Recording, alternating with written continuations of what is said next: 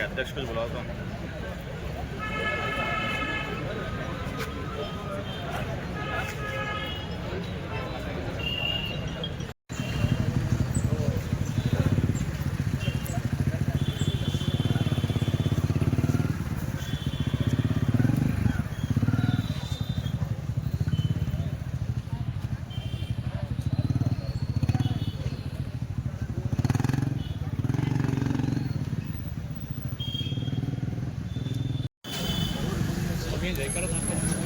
ಸರ ಹಂಗೆ ಹೋಗ್ಬೇಡ್ರಿ.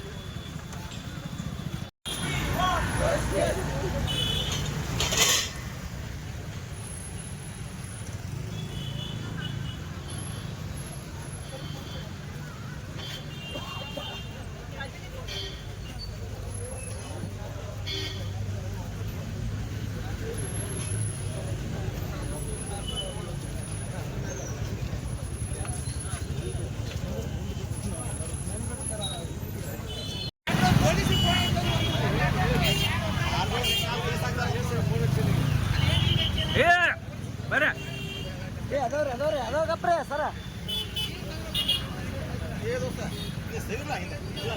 ನೀರ ತೆಗಿಯ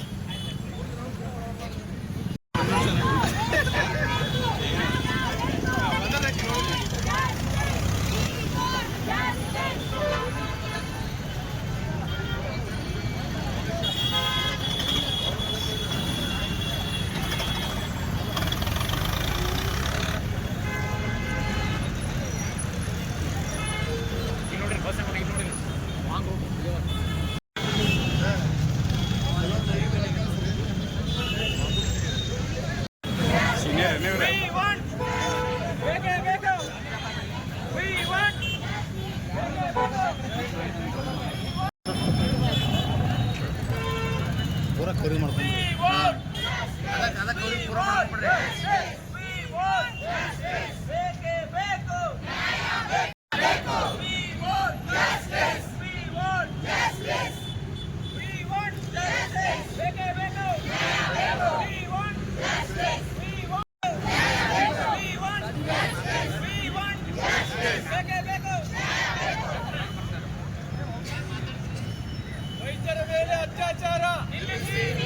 ವೈದ್ಯರ ಮೇಲೆ ಅತ್ಯಾಚಾರ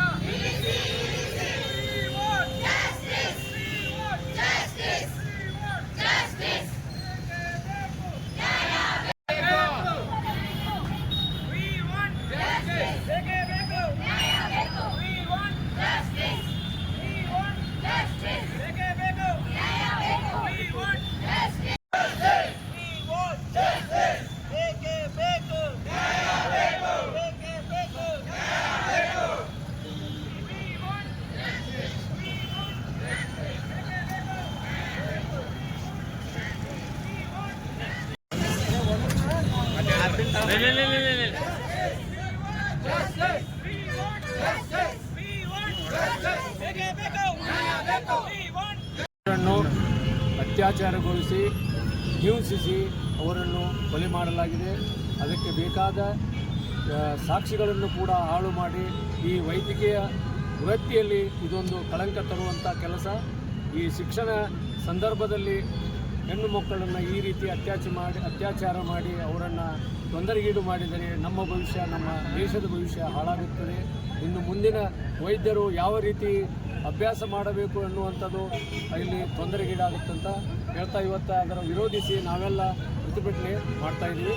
ಅದರ ಮೂಲಕ ತಹಶೀಲ್ದಾರ್ ಅವರಿಗೆ ಮನವಿ ಕೂಡ ಸಲ್ಲಿಸುವ ಪ್ರಯತ್ನ ಮಾಡ್ತಾಯಿದ್ದೀವಿ. ಸರ್ಕಾರಿ ವೈದ್ಯಕೀಯ ವಿದ್ಯಾಲಯದಲ್ಲಿ ನಡೆದಿರುವ ಘಟನೆ, ಅಲ್ಲಿ ಮೋಮಿತಾ ಅಂತ ಒಬ್ಬರು student, second year PG student, ಅವರು ಅಲ್ಲಿರುವ ಕೆಲವು ಪಟ್ಟಭದ್ರ ಶಕ್ತಿಗಳಿಗೆ, ದುಶ್ಶಕ್ತಿಗಳಿಗೆ ಅವರು ಸೊಪ್ಪು ಹಾಕದೆ ತಮ್ಮ ಕೆಲಸವನ್ನು ಮಾಡುತ್ತಿದ್ದಾಗ ಅವರ ಮೇಲೆ ಸೀಟ್ ತೀರಿಸಿಕೊಳ್ಳಲು ಅಲ್ಲಿಯ ಪ್ರಿನ್ಸಿಪಾಲು, ಅಲ್ಲಿಯ ಸೂಪ್ರಿಡೆಂಟು, HOD ವಾರಕ್ಕೆ 3 ಸಲ 36 ಗಂಟೆ ಡ್ಯೂಟಿ ಹಾಕ್ತಾಯಿದ್ದಾರೆ.